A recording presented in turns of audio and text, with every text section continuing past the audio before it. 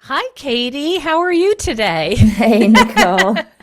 So beautiful to be with you. Lovely. And we talked about sharing 3 sessions of Yeah, this whole idea about why self-love is so essential to good health, mental, and I would also say physical health, because it's all connected. hmm And this concept that if self-loathing really worked, we'd be happier by now. We'd be content. And many of us have tried it and yeah, it really doesn't pan out. Could you talk a little bit about what self love is to you and what it is not? absolutely. And first of all, can I just say how exciting it is to be talking so normally and naturally about self-love now? Because it was only a few years ago that I had to really explain myself in detail when I said self-love. And I know we're going to go into detail on what self-love really is today. And most people have a general understanding now because back when I first founded the School of Self-Love, there was, I used to get sniggering, especially from men, when I I said I was a imagine. self-love coach. Right? I probably don't need to elaborate. Right. Right? So it's beautiful that it is becoming the zeitgeist now, and it's Mhm. becoming so foundational to so much work. Whether you're a therapist, a counselor, a coach, we're all on the same page now. Self-love is Mhm. foundational to everything else, and we build upon it. And I'm very, very fierce about what self-love is, because to me, it really is so much more than a massage, although that is self-loving. It's more than a bubble bath. That is self-loving, but it's more than that. To me, self-love invites you to really check in on what you're thinking. So it invites you to get really conscious and notice your thoughts, and are they loving you or are they harming you? Because a lot of our thoughts are self-harming. Mhm. Self-love invites us to notice what I'm feeling. And am I actually consciously aware of what I'm feeling, and the levels and layers and the complexities of that? Because, I can be feeling happy and disappointed in the same breath. Mhm. And, so that's just the beginnings as to what self-love is. It's more than self-care. And it really does invite us into a much, much deeper relationship with ourselves, a much more conscious relationship with ourselves, and one that allows us to accept all of who we are, because we all have sabotaging thoughts. We all have feelings that are hard to reconcile. It doesn't make any of it bad or wrong, and it doesn't suggest that's who we are. Like, I'm not my thoughts, I'm not my feelings. It's just an experience I'm having. And can I move through that with compassion rather than the judgment, which we're all so good at? hmm So, what I think you're saying is that this is a process. It's not a thing you Mm, do, it's not an event, an activity. I'm going to get a manicure and I've done my self mm, love for the day. It sounds like, and this is how I understand it as well, you talked about sort of noticing emotions mm. and being very aware. And that is something I think many of us are still working on. Of course. My little joke in my community is the term transformational amnesia. So it doesn't seem to matter. The human experience is that it doesn't seem to matter how much personal growth we've done, how much therapy we've had. While we do evolve and grow because of those experiences and that learning, we still wake up every day and it's like we forget what we've learned.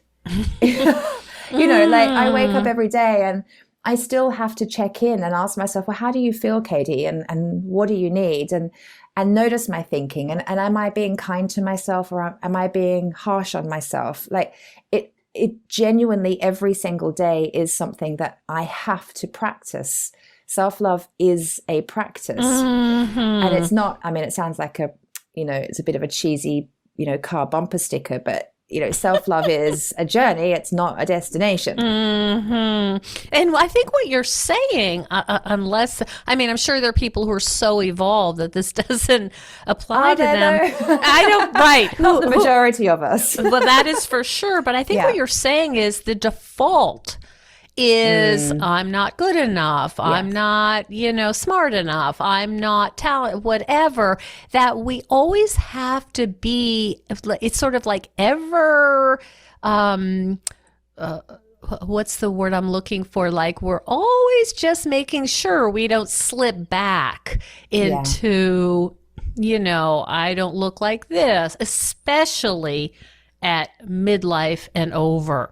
Do you want to talk a little bit about why learning the practice of self-love might be super important at midlife and beyond?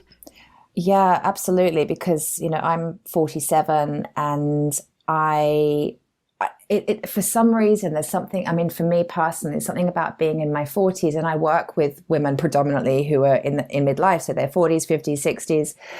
And there's this piece that comes up again and again. I see it in my life, I see it in their lives, where we had an expectation. Expectation is such a, it's such a, what do I want to say about expectation? It's a trap? Yes, exactly. It's a trap. It's a nasty, horrible trap, because we get to this point in life and we have this expectation that I thought I'd be living somewhere else by now. I thought I'd have a different job. I thought my bank balance would look like this. I thought, we have these expectations of where we think we should be at this point in life. And often we really judge ourselves so harshly.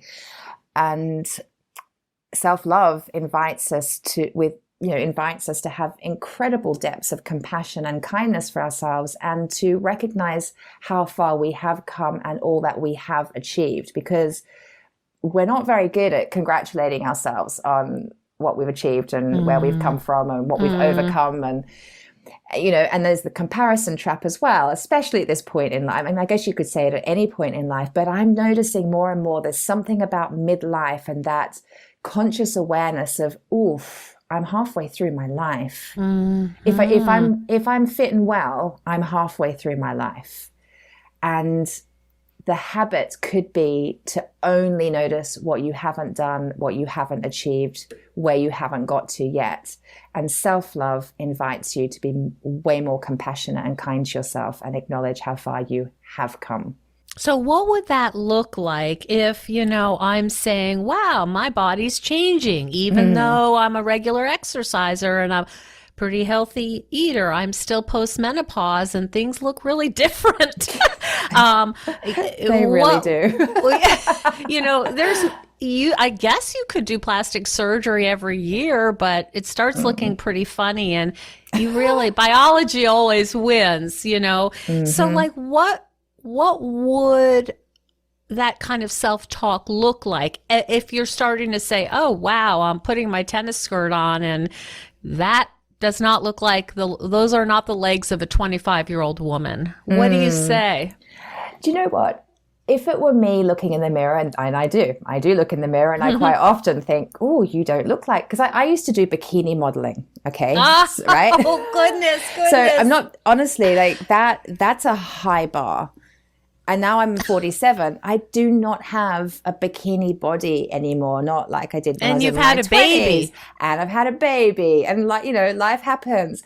And, so when I look at myself in the mirror, do you know what? I have to fully acknowledge, this is really powerful. I feel like this is such an important piece to share. I have to fully acknowledge that I am judging myself in this moment. So first of all, just really be there for that part of me in that moment that's judging, and not make that part of me wrong, because it becomes a double whammy. Oh, I don't look good enough. Oh, and I judge myself. I'm not even good at that. Like I can't even have a healthy relationship with my body. So it's like a double whammy and a triple whammy. So I would first of all look at myself and say, do you know what? I'm judging myself. I don't look how I did in my 20s. And what could I focus on that would have me feel good? Because when I only focus on the fact that I don't look as I did in my 20s, it doesn't make me feel great. So what would make me feel great? Well, maybe acknowledging basic things like those legs. Do you know what? Those legs got me to the top of Kilimanjaro. Those legs walk my son to school. Those legs, I don't know, like, what do you know what I mean? It's like, just change the conversation and create like, I would worship my legs for all that they have done and continue to do, and all of the incredible life experiences I've had as a result of them. You're talking about a gratitude practice. Yeah. Almost. I mean, I say that. Thank you, feet. I mean, you're really, you work for me every single day, and largely it's, unthanked, unappreciated. But when I hike, when I put on, and later on today, I'm going to take my dog out for a hike. I don't think, well, I hope my feet work. I just assume that they're going to go up and down these hills. Yeah, you're right. It is a gratitude practice. But I do think it's really important to just acknowledge, you know what, I'm beating up on myself right now. And you know what, it makes sense that I might beat up on myself, because it's true. I don't look how I did at 25. But what can I love about my legs in this tennis skirt? Like, what is there to love about them? And so you're absolutely right. It becomes a gratitude practice and a real self-honoring. And also, I throw in, and this may be more, I don't know, political, but whose agenda is it to have me worry about what my legs look like, rather than that I see muscle, I see, that they're sturdy, that they can do all this sort of jostling around at 60 years old, that's pretty great. Yeah. Who's saying that if I don't look like I'm 25, I might as well stay in my house and hide in shame? Yeah, totally. Do you know, I had COVID last year actually now. And what really got me through that was a mantra of thank you, body. I just thanked my body multiple times through the day. Thank you, body, because our bodies are so wise, and our bodies do know what to do, and they do know how to heal. And it made me feel good, because I was being grateful for what I did have, because I could have lay in bed for 10 days and cursed my body and cursed myself for not trying hard enough to build my immunity, or wherever the monkey mind goes.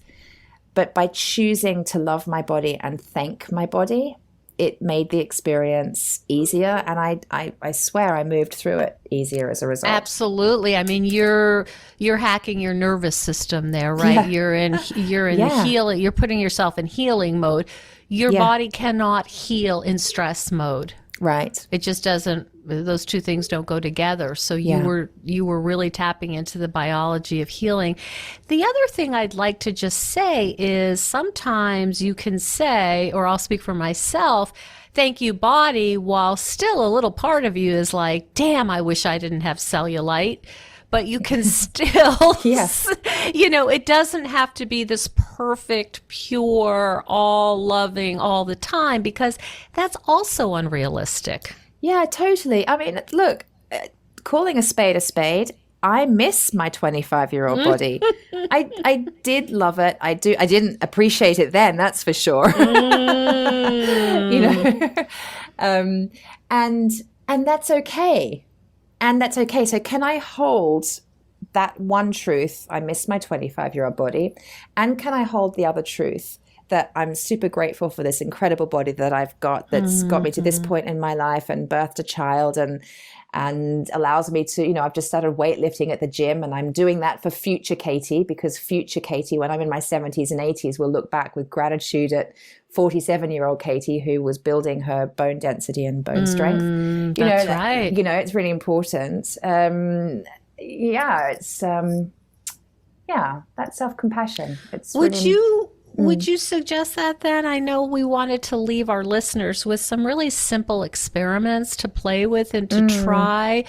And I think that might be a really good one is when and of course you have to be aware, some of this runs in the background and we're so used to hearing it, we don't even realize we're slamming ourselves. But when you see, oh, I wish my legs looked like that model or that kind of thing, if you could move into thank you body or thank you legs, I think that would be a really good place to start.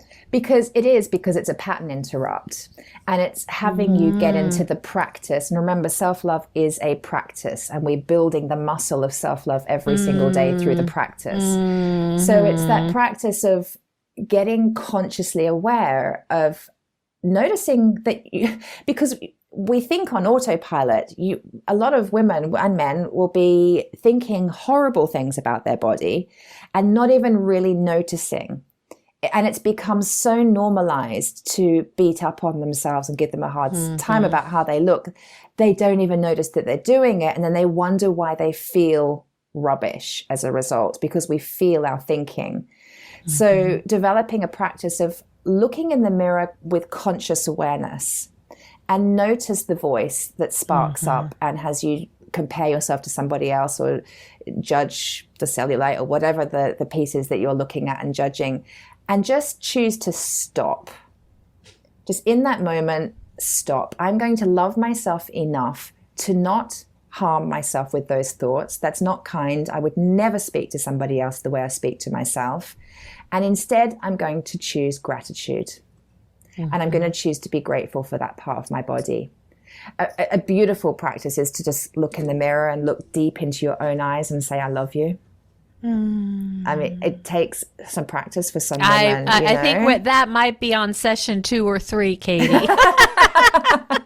We're getting into the advanced. We're starting to go in the advanced class now. Okay, we'll keep it simple. Let's stay with gratitude to start with. I love that. But also, I think what we're talking about that's so important, and really the beginning, is to be aware of, oh, that's a terrible thought. Oh, that's a nasty thought. Oh, wow. Ouch. And that's the beginning, right? Nothing else can happen until we say, wow, that's what I'm always saying to myself. How can that be helpful? Exactly. Awareness is the first step to change. So just choosing to get conscious and notice what you're thinking and notice if those thoughts are self-harming or self-loving, and then making a conscious decision of, well, what am I going to choose to think or believe that will have me feel better? And sometimes brains, they're wonderful servants, terrible masters. They are, we've got an old version. It hasn't evolved as fast as our culture has. So it's got some quirks. And just because we think it doesn't mean it's true. And I think that's sort of a concept that some people are surprised, like, oh, well, doesn't my brain know everything? Well, not really. No, it sometimes it spits out garbage because we've been feeding it garbage as well. And a really beautiful practice, which I learned from Tara Brach, is even though I think it, doesn't make it true. Just because I'm thinking it doesn't make it true. And that's a really fantastic mantra. And I love that you mentioned Tara Brach. She is a Buddhist psychologist. For those of you who haven't heard of her, I would definitely recommend looking her up. She's got a podcast. She's got wonderful books, and really, really excellent. I had the pleasure of seeing her, way before COVID days, at Kripalu, and she almost floats above the earth. She's she's so light in her evolution. And also, I'd like to recommend Kristen Neff, Neff, who is one of the founders of the whole self-compassion movement. You can find my interview with Kristen on this podcast, and I would definitely recommend. She has some lovely YouTubes that are short and super helpful. Absolutely. Beautiful. So let's wind this up now, and we will be back to talk more about moving from self-loathing to self-love with Katie Phillips, and we'll be moving to session 2, and look forward to seeing you in then.